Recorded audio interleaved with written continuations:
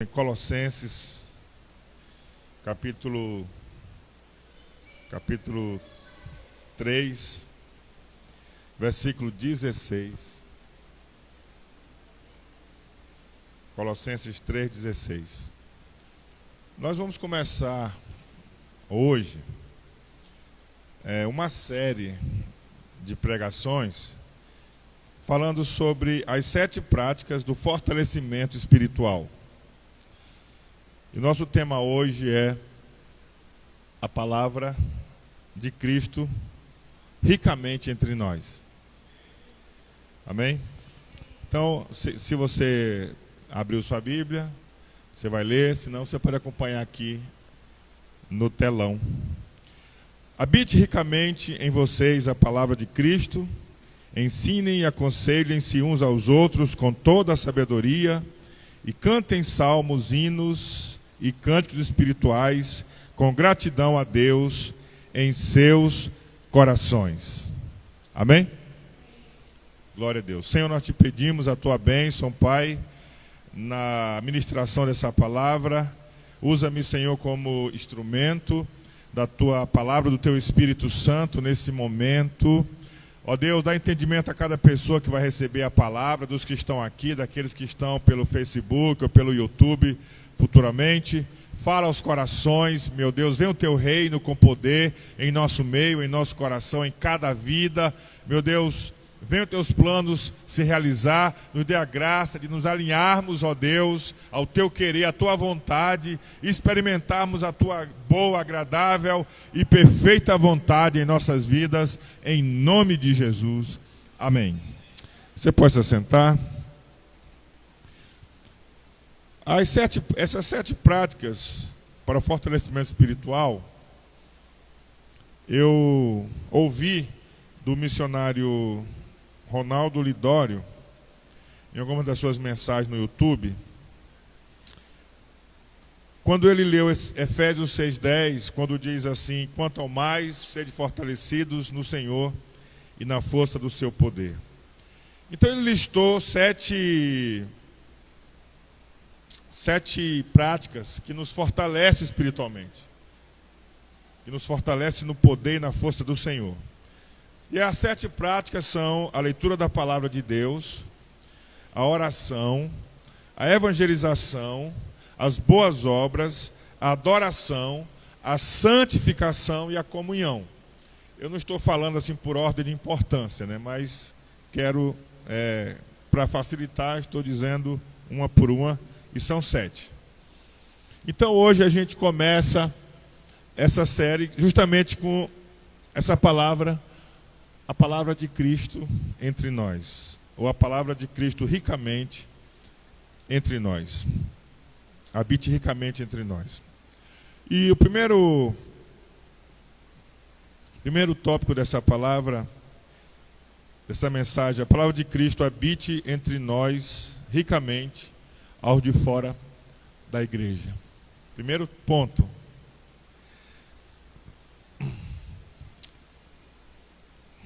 Como diz a parte A do versículo 16, habite ricamente entre vocês a palavra de Cristo.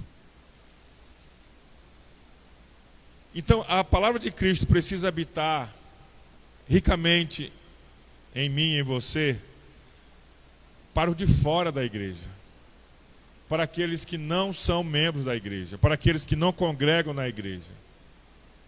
Nós precisamos ter a palavra de Cristo para essas pessoas. Então, se nós queremos alcançar as pessoas para Cristo, com a palavra de Cristo, nós não vamos procurar pessoas que já são evangélicas. Não vamos chamar pessoas que já congregam numa igreja.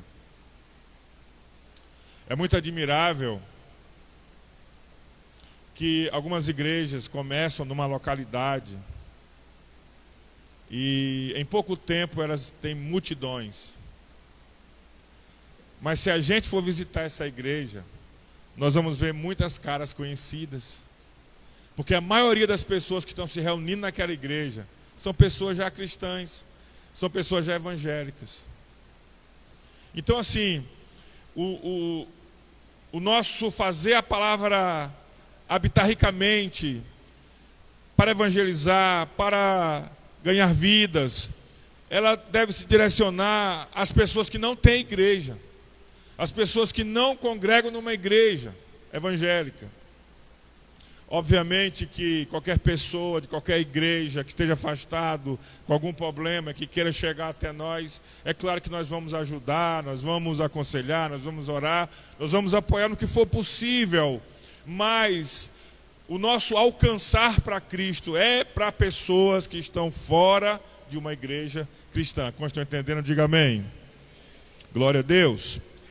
Então isso quer dizer, irmão, escute bem, que o seu colega não cristão do trabalho, da escola, da faculdade, seu vizinho, seu amigo de qualquer esporte, é o seu campo missionário, é o seu campo missional, é o campo missional da igreja, onde a palavra habita ricamente. Nós precisamos, a cada semana, pensar em aproveitar cada oportunidade para falarmos de Jesus a essas pessoas do nosso dia a dia. Falarmos de Jesus, convidar para os cultos da igreja, convidar para uma reunião dos grupos de reconexão, que são nossas células. Então nós precisamos estar atentos. E se a palavra habita ricamente na minha vida, logo eu vou falar essa palavra para essas pessoas, porque elas precisam conhecer Jesus. Quantos sabem que os seus amigos não cristãos precisam conhecer Jesus? Diga amém. Então, queridos, a fé é gerada no coração de uma pessoa pela ela ouvir a palavra de Deus do Evangelho. Logo, a vida cristã começa quando alguém crer no Evangelho ou nas boas novas a respeito de Jesus Cristo. Esse crer na mensagem do Evangelho é o início da vida espiritual ou vida cristã, também chamada salvação. É aí que começa na vida de alguém a salvação, a vida espiritual, a vida com Deus. A partir do momento que essa pessoa ouve a mensagem do Evangelho e ela crê e ela recebe no seu coração, você pode dizer amém? Então, a palavra de Deus diz em João 5:24: em verdade vos digo, quem ouve a minha palavra e crê naquele que me enviou, tem a vida eterna. Não entra em juízo, mas passou da morte para a vida. Nós poderíamos resumir esse versículo dizendo: quem ouve a minha palavra e crê, passou da morte para a vida. O momento que alguém passa da morte para a vida é o momento que a pessoa recebe a palavra do Evangelho, e ela crê de todo o coração e ela confessa com seus lábios. Aí ela tem uma experiência de salvação, de novo nascimento, de vida com Deus. 2 Pedro 1:9 diz que fomos chamados das trevas para a maravilhosa luz de Deus. Antes de conhecermos o Evangelho, estávamos em trevas. Mas quando o Evangelho foi pregado a nós e nós recebemos, nós passamos das trevas para a luz. Você pode dizer glória a Deus? Então, queridos, a salvação acontece quando alguém acredita na mensagem pregada do Evangelho e expressa com a sua boca, crendo no coração, que Jesus é o Senhor e Salvador. Vamos ler Romanos capítulo 10, você pode acompanhar aqui no telão. Não precisa nem abrir a sua Bíblia, é só acompanhar aqui para facilitar. Versículo 8. Mas o que ela diz? A palavra está perto de você, está em sua boca e em seu coração. Isto é, a palavra da fé que estamos proclamando. Se você confessar com a sua boca que Jesus é o Senhor e crer em seu coração que Deus o ressuscitou dentre os mortos, será salvo. Pois com o coração se crê para a justiça e com a boca se confessa para a salvação. Versículo 11. Como diz a Escritura, todo que nele confia jamais será envergonhado. Não há diferença entre judeus e gentios, pois o mesmo Senhor é Senhor de todos e abençoa ricamente a todos que o invocam. Porque todo aquele que invocar o nome do Senhor será salvo. Você pode dizer glória a Deus? Em Hebreus 6:1, a palavra diz assim: por isso, pondo de parte os princípios elementares da doutrina de Cristo, deixemo-nos levar para o que é perfeito, não lançando de novo a base do arrependimento de obras mortas e da fé em Deus. Eu quero chamar a atenção de você para essa parte do versículo. Base do arrependimento de obras mortas. Então escute bem, irmão. Sem a presença de Cristo em sua vida, em minha vida, tudo que você fizer espiritualmente na intenção de agradar a Deus é perdido ou é em vão. Tudo que alguém faz fora do Evangelho para Deus, fora de Cristo para Deus, é em vão, é obra morta. Sem o Espírito de Cristo, sem a presença e o poder de Cristo, sem o Evangelho presente, tudo que é feito para Deus é inútil, é sem valor, é obra morta. Não agrada a Deus, não sai da terra, não chega no céu. Em Hebreus diz que sem fé é impossível agradar a Deus. Nós agradamos a Deus quando cremos naquele que Ele enviou, no seu Filho Jesus Cristo, nas boas novas do Evangelho. Aí começa a vida, aí começa a salvação, aí começa alguém a experimentar na sua vida o reino de Deus. Nasceu da água e do Espírito, nasceu da palavra, nasceu da fé. Você pode dizer amém, querido? É urgente que proclamemos a palavra para que haja vida no mundo, para que haja salvação no mundo, para que haja redenção no mundo. Queridos, a salvação a partir do Evangelho quer dizer que tudo que você fizer para agradar a Deus mediante Cristo será algo vivo espiritualmente. Vai ser recebido e recompensado por Deus.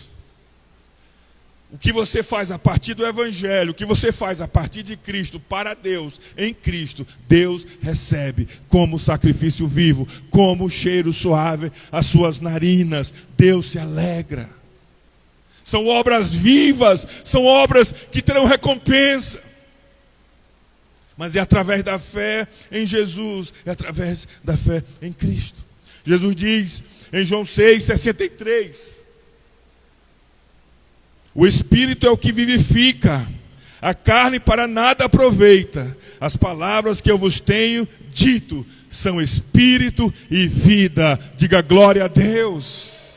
A palavra do Evangelho é Espírito e é vida para todo aquele que recebe, para todo aquele que crê, que abraça essa mensagem no seu coração e na sua vida. Espírito e vida. Como as pessoas são salvas? Quando o que elas fizerem são aceitas por Deus. Quando invocam o nome do Senhor, dizendo que Ele é o seu Senhor e o seu Salvador. O que diz em Romanos 10:14? Romanos 10:14. Como, pois, invocarão aquele em quem não creram? E como crerão naquele de quem não ouviram falar? E como ouvirão, se não houver quem pregue? E como ouvirão, se não houver quem pregue? Então, só poderão crer se ouvirem a pregação, querido. Só poderão nascer para Deus, nascer de novo, ter uma vida agradável a Deus, se ouvirem a pregação. E não é uma pregação qualquer, não é uma pregação de prosperidade, de ficar rico, de ficar milionário, de comprar não sei o quê, de comprar fazenda. É pregação do Evangelho. Nada contra, irmão, ficar rico, milionário, mas o que salva é a pregação do Evangelho, as boas novas de Jesus.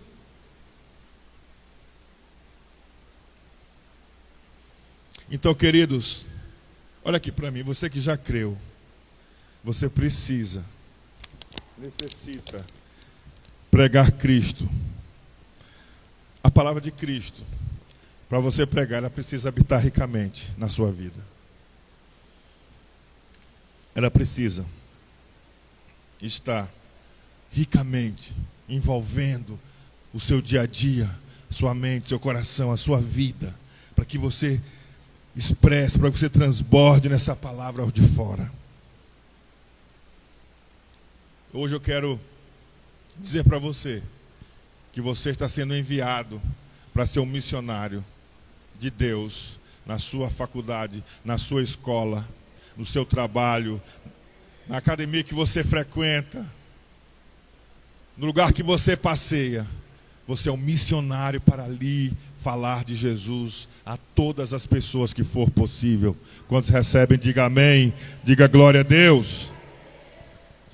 A palavra de Cristo precisa habitar ricamente entre nós, da igreja, para nós mesmos, seus membros, uns aos outros. Então, a palavra habita em nós para os de fora, e a palavra deve habitar em nós para ministrarmos uns aos outros também. Versículo 16, na parte B. Ensine e aconselhem-se uns aos outros com toda a sabedoria. Veja bem, com toda a sabedoria. Não é sem sabedoria, é com sabedoria. Ensine e aconselhem uns aos outros. Diga assim comigo, tenho compromisso. Eu queria que todos falassem, por favor. Só falou uma pequena parte. Diga assim comigo, tenho compromisso e responsabilidade com os meus irmãos. Não podemos ser como Caim, que não queria ter responsabilidade sobre Abel e fez o mal para Abel. Nós em Cristo temos responsabilidade uns com os outros para ensinar e para aconselhar dentro da palavra de Cristo, que deve habitar ricamente entre nós e dentro de nós. A pregação e o ensino da palavra de Deus na igreja começa com os 5 ministérios. Efésios 4:11. Começa com os apóstolos, com os profetas, com os evangelistas, com os pastores e com os mestres. Esses vão a algum lugar, alguma cidade, e ali pregam e ensinam. Transmite com fidelidade a mensagem, com base dos ensinos apostólicos e proféticos do Novo Testamento. Então, quando as pessoas creem na mensagem, na palavra, elas começam então a serem ensinadas.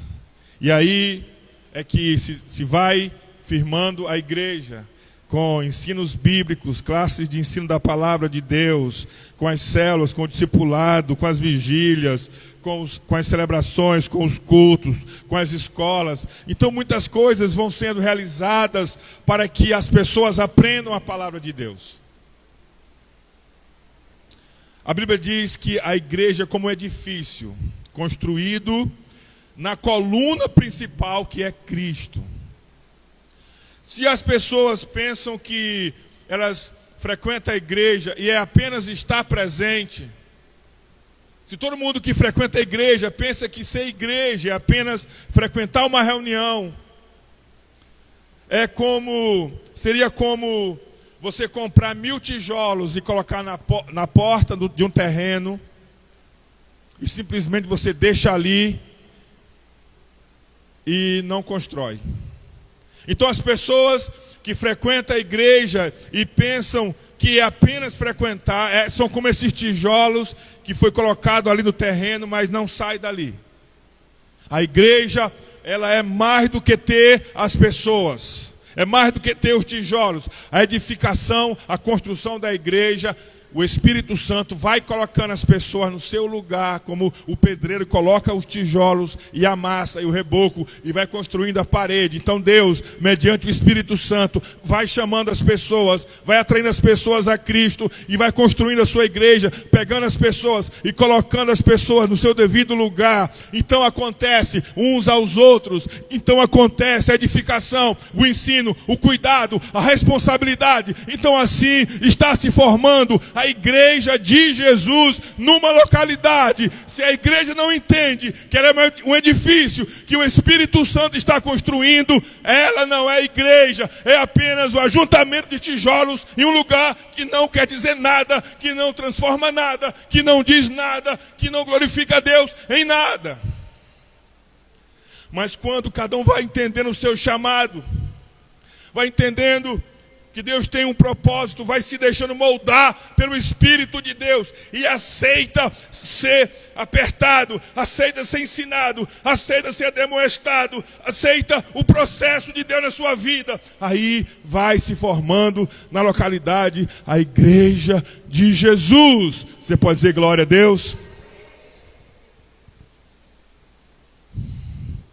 Então, uma vez, queridos, que a palavra foi ensinada a essas pessoas que formam uma igreja, agora é o momento dessa igreja, não só dos ministérios, dos 5 ministérios, mas de todo o povo de Deus, ser ricamente cheio da palavra, e cada um começa a compartilhar uns com os outros. Aí nós estamos seguindo Colossenses 3,16 na parte B. Com sabedoria. Com sabedoria. Vamos pensar em algo, mais uma vez. Eu quero, mais uma vez, começar aqui com os homens. E eu estou incluído também. Porque muitos homens falam muito sobre futebol. Mas vamos em frente. Porque alguns jovens falam tanto sobre séries ou filmes. E vamos continuar. Porque algumas mulheres falam muito sobre novelas, sapatos ou roupas. Porque alguns falam muito sobre profissão e trabalho. Alguns, o tempo todo, trabalho, profissão. Porque alguns falam muito sobre isso. Porque alguém fala sobre um assunto específico. Gosta de falar de assunto X. Porque isso habita ricamente nele. Porque ele está cheio disso. Então vai transbordar. Então a pessoa passa muito tempo com essas coisas, às vezes horas e horas, seja vendo, ouvindo, pensando e depois falando para outros que tenham hábitos parecidos até mesmo ou não. Ela se encheu daqueles pensamentos, daquelas ideias, daquele assunto, daquelas coisas que ela fala o tempo todo, ela se encheu antes. Então, por que nós cristãos muitas vezes não estamos falando de Cristo?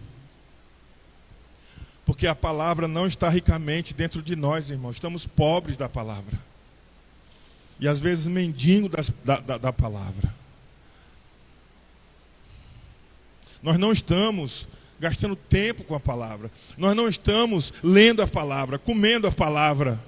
Não estamos ouvindo a palavra. Não estamos participando das reuniões que pregue a palavra. Não estamos ligados, unidos com a palavra.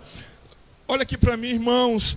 O que acontece é que muitos cristãos estão apenas ouvindo a palavra nos cultos que ela participa. É muito pouco, irmãos. Vamos dizer que o culto é como se fosse a cereja do bolo. Mas o nosso enchimento da palavra tem que ser todos os dias de nossa vida.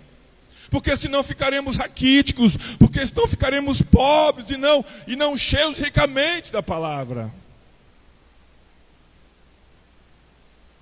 Deixa eu dizer uma coisa para você nessa noite.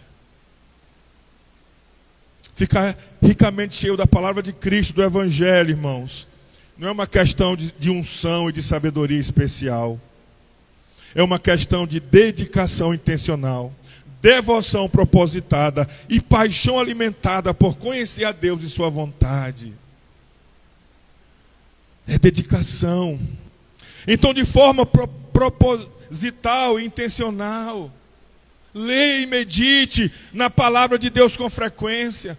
Siga o Salmo 1, siga Josué capítulo 1, medite na palavra de noite, aplique a palavra na sua vida, ouça as pregações, estude livros da Bíblia, leia livros sobre a palavra de Deus. Então, queridos, nós ficaremos tão cheios dela que nós iremos falar uns aos outros e edificar uns aos outros, porque a boca fala aquilo que o coração está cheio. Você pode dizer glória a Deus?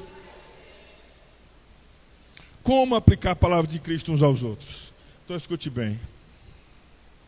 Vou lhe dar alguns exemplos. Quando você está vendo o irmão se afastando da congregação, alguém que você está vendo que está se afastando, você precisa com sabedoria ministrar a ela que nós não devemos nos afastar da congregação. Não espere alguém, um líder, um pastor, é o seu irmão, você tem responsabilidade com ele, ajude ele a não se afastar. Quando você está vendo o irmão se enfraquecendo na fé, deixando de orar, deixando de ler a Bíblia, deixando de cantar, de adorar a Deus, então motive ele a servir, a buscar o Senhor, a ler a palavra do Senhor. Quando você conhece um irmão que está doente fisicamente, você pode pedir a oração do pastor, de quem quer que seja, mas se você está próximo, já comece a orar, já ore com essa pessoa, já ajude ela. Seja responsável pela vida do seu irmão. Quando você vê o irmão com algum tipo de relacionamento fora da palavra, amizades perigosas do mundo, relacionamentos afetivos fora dos princípios da palavra de Deus, então ajude essa pessoa, ministra a ela sobre o futuro, sobre propósito, sobre a vontade de Deus nessa área. Então nós poderíamos falar de tantas áreas que devemos, cheio da palavra, compartilhar, levar, transmitir, partilhar uns aos outros o tempo todo.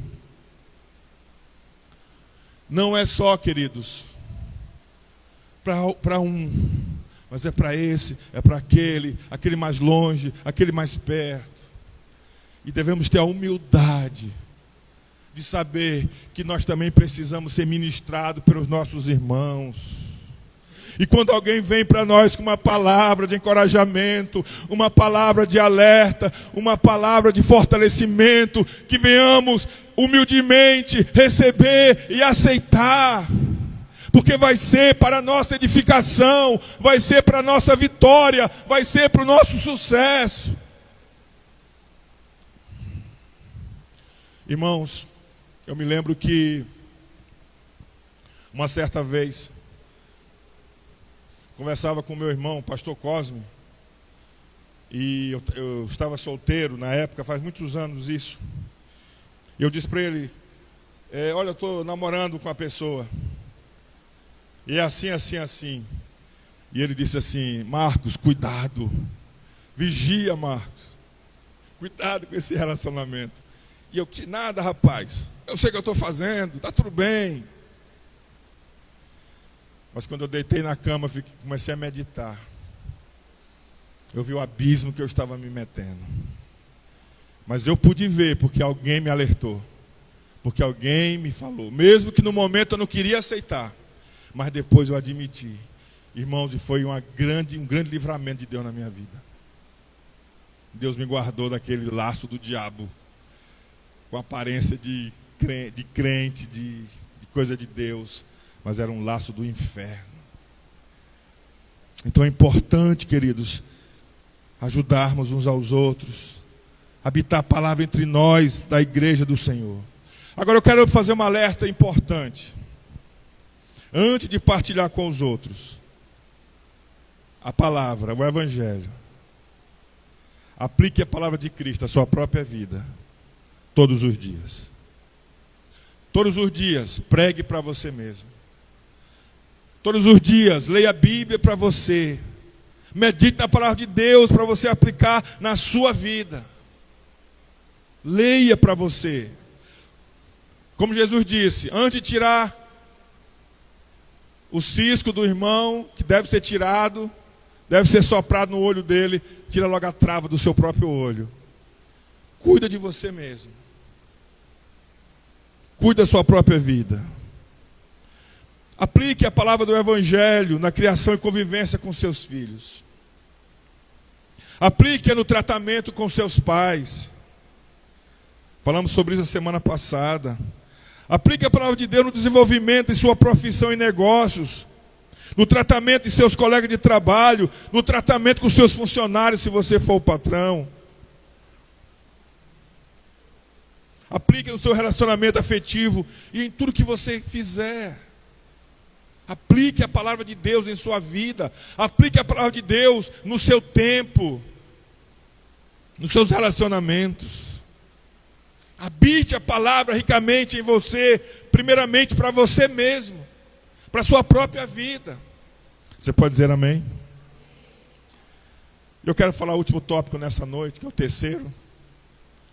Habite ricamente a palavra de Cristo em nós, em relação a músicas que ouvimos e cantamos. Na verdade, irmãos, se a palavra de Deus habitar ricamente, a palavra de Cristo em nós, isso vai resultar não só em falarmos uns aos outros, mas também no nosso cantar sobre Jesus. Se a palavra de Deus habitar em nós, a nossa música, o nosso cântico vai ser sobre Jesus. Nós vamos cantar para Jesus, vamos cantar sobre Jesus. Na parte C do versículo 16 de Colossenses 3, aí está na sua Bíblia aí. E cante salmos, hinos e cânticos espirituais com gratidão a Deus em seus corações. Se a palavra de Deus habitar ricamente dentro de você, vai resultar em você cantar salmos, hinos, cânticos espirituais com gratidão a Deus em seus corações, em nossos corações. Então, queridos, o que é que nós estamos cantando? Quais são as músicas que nós estamos cantando em público, nos cultos, e também sozinhos, em nossa casa, no trabalho, nas ruas, em todo lugar? Qual é a música que nós cantamos? Habitar ricamente a palavra de Cristo em nós significa que nós não vamos cantar qualquer música ou qualquer letra, mas os salmos, os cânticos espirituais, os hinos. Hinos são músicas que falam de Cristo. Cânticos espirituais são cânticos que falam da nossa intimidade com o Pai Celestial. Estamos cheios do Evangelho, cheios da palavra de Cristo. Então nós expressamos isso naquilo que cantamos no dia a dia. E eu quero falar um pouquinho sobre música. Quero fazer 4 perguntas e responder as 4 perguntas. Primeiro, cristão pode cantar música secular?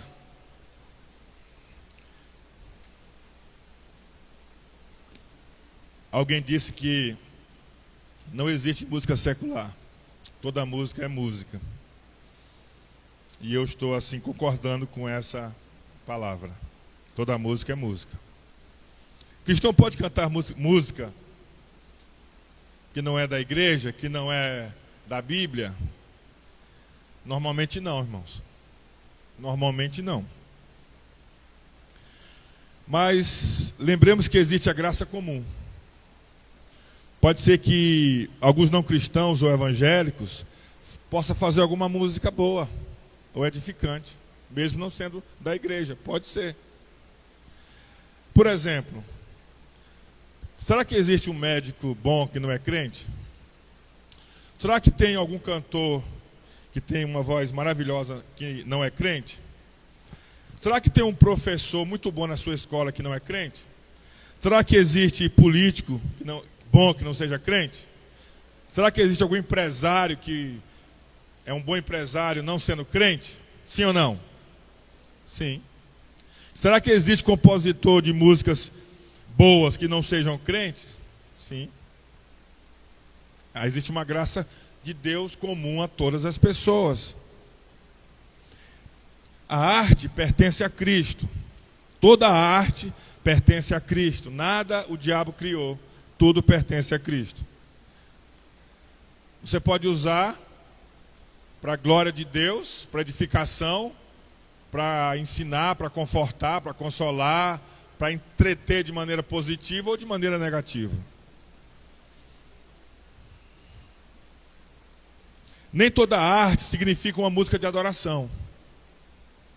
Uma música pode falar de histórias, amizades, amor entre um casal, sobre perdão, relacionamento e etc. Necessariamente uma música não precisa ser diretamente de adoração para ser boa.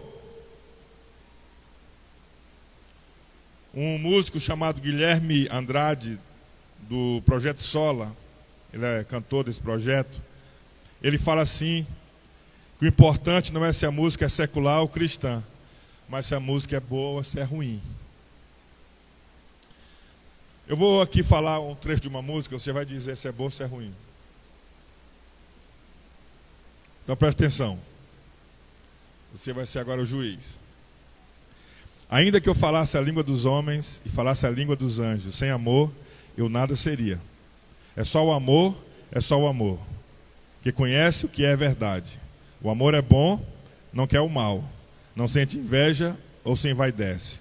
O amor é fogo que arde sem se ver, é ferida que dói e não se sente. É um contentamento descontente, é dor que desatina sem doer. Ainda que eu falasse a língua dos homens e falasse a língua dos anjos, sem amor, eu nada seria. Quantos acham que essa letra é boa? Quantos acham que essa letra é ruim? Quantos não acham nada? Você devia achar alguma coisa, irmão, por favor. Você tem que achar alguma coisa. Irmãos, essa letra é de 1 Coríntios 13, é uma música de Renato Russo. É uma letra boa, é da Bíblia. Mas não foi composta e cantada por um cristão. Vamos aqui falar de outra. Vamos ver se você agora se manifesta. A primeira música é sobre o amor, essa aqui é sobre a amizade.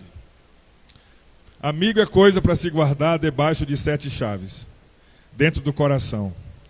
Assim falava a canção que na América ouvi, mas quem cantava chorou ao ver o seu amigo partir.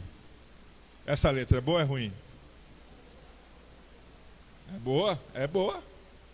Quem é que fez essa música? Quem canta essa música, pelo menos? Milton Nascimento. É um cantor secular, fala de amizade, mas a letra é boa. E a última que eu quero que você pense comigo. Eu devia ter colocado umas músicas cristãs aqui ruim também, mas não coloquei não. Sobre sofrimento, olha só, irmão, cantar o sofrimento de um povo. Essa aqui, escute bem aí. Quando olhei a terra ardendo, qual fogueira de São João, eu perguntei a Deus do céu, ai, porque tamanha judiação. Eu perguntei a Deus do céu, ai, porque tamanha judiação. Essa música fala de quê? Do sofrimento do povo nordestino. Quem é que cantou essa música? O Rei do Baião. A minha esposa não gosta quando eu digo isso, né? O Rei do Baião. Mas é o Rei do Baião, irmão. Jesus Cristo é o Rei de tudo. Amém? É um reizinho aqui da terra. Então eu queria, essa letra é boa, fala, Asa Branca foi-se embora. Então, fala sobre o sofrimento, a realidade de um povo. Então nem toda música para ser boa necessariamente precisa ser de adoração. Mas é claro que essas músicas não serão cantadas na igreja. Porque a igreja é o lugar da gente reunir para cultuar Deus, no culto da igreja. Amém? Mas não seria, não traz nenhum malefício você ouvir uma música como essa.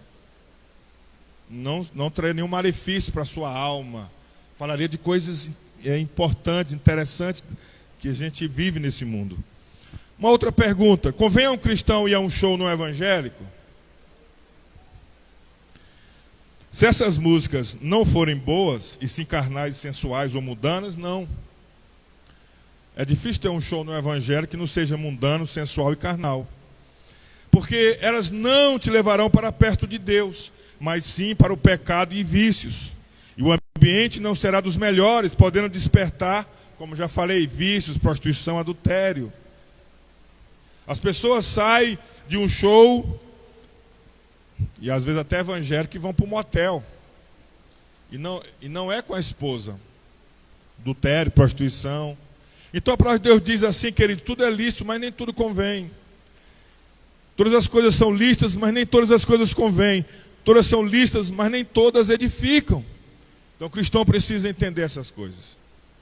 Terceiro, cristão deve ir a todo show dito evangélico. Alguém vai dizer assim, show evangélico, aí vamos lá todo mundo. É assim, irmão, que devemos agir? Não, queridos. Você não deve ir em todo show evangélico. Alguns cantam sobre vingança em show evangélico.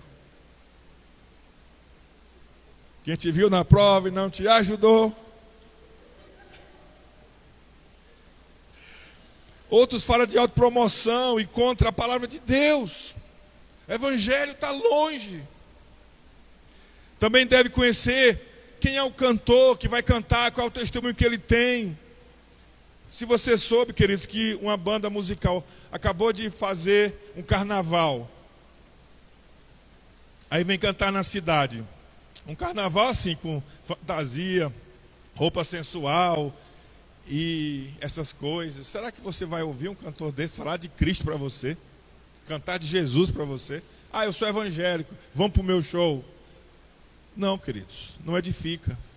Pelo contrário, vai destruir a fé dos irmãos. Vai enfraquecer a fé dos irmãos. E eu quero só fazer uma alerta, irmãos. Uma palavra pastoral.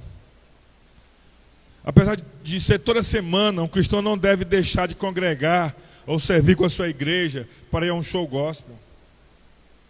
Nenhum show gospel deveria competir com a igreja da cidade, mas deveria cooperar com ela. Um show dito gospel deveria reunir as pessoas, evangelizar, entregar pessoas para a igreja visitar, para a igreja consolidar. Não chegar numa cidade, fazer um evento no dia dos cultos das igrejas, no horário, que pode ser feito depois também do horário, para a igreja esvaziar e todo mundo para o show gospel, ser pastoreado por pessoas que às vezes ninguém nem conhece, ninguém nem sabe quem são.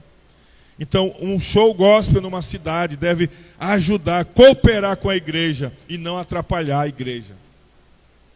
Porque um show gospel é feito com pessoas da igreja, com os cristãos, que foram ganhos para Jesus, muitas vezes, com bastante oração, jejum, visita, pregação, intercessão. Não foi de qualquer maneira. 4 e último. Quais as músicas devemos cantar em nossos cultos de celebração aos domingos? Nós temos falado sobre isso. Então não cabe nos cultos cantar apenas músicas boas. Uma música boa pode falar de histórias humanas, amizades, amor entre um casal. Normalmente um culto não deve simplesmente cantar músicas boas, mas cantar a palavra através dos salmos. Cantar sobre a criação, cantar sobre a salvação, cantar sobre o amor de Deus, sobre os seus mandamentos e propósitos, cantar para a edificação dos crentes, para a salvação dos que ainda não creram, cantar para Deus em adoração e também as pessoas para a pregação do Evangelho e testemunho de Jesus. Você pode dizer amém? Essas são as músicas que devemos cantar em nossos cultos, irmãos. Quero convidar você a ficar em pé nesse momento. Nós já vamos concluir.